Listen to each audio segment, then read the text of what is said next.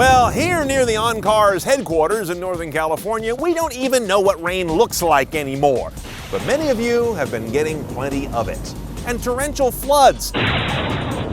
So the idea of being wary about a flooded car is still very relevant, except for us.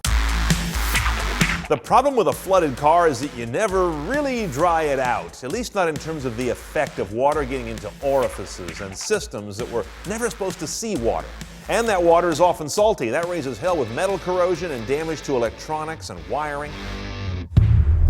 A reputable car dealer should not be selling a flooded car without clearly disclosing that. A private party seller has, shall we say, more leeway to forget or claim they didn't know. So here are some tips and tricks you can use to find out if the car you're looking at never took the big dip. Now, when you get into a car that you're considering buying and wondering about flood damage, just give it a sniff. You can't mistake that mildew smell, and it's almost impossible to get out of a vehicle when it's been flooded. Now, it's possible to get a little mildew odor because you had clogged drain tubes up in the sunroof or in the well of a convertible, but assume the worst and go hunting. Second, look, and I don't mean just at the floor mat or under the floor mat. If you can, try and get a peek under the carpet. That's the harder part to conceal when there was once flood damage. It can be tough. A lot of modern cars really seal these carpets down, but give it a look. You might find some place to get under there.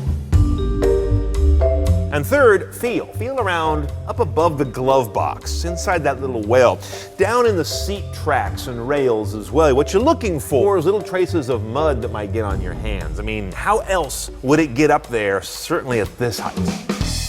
Now, there are two sites you can check to get a car's flood history. The National Motor Vehicle Title Information System is a federal database that includes flood information. Now, only about 35 states fully report into it. The rest either don't or don't fully. That opens loopholes for title washing. That's when a car passes through the DMV of a state that doesn't fully report the nature of a flooded car.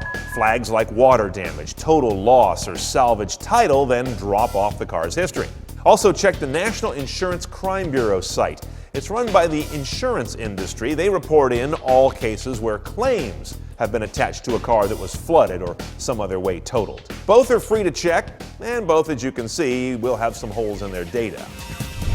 It pays to double check the databases that are out there, as well as your own senses and your gut, to make sure you're not plunking down good money for a car that got irrecoverably wet. More realities of modern driving revealed now at CNETOnCars.com. Click on Smarter Driver.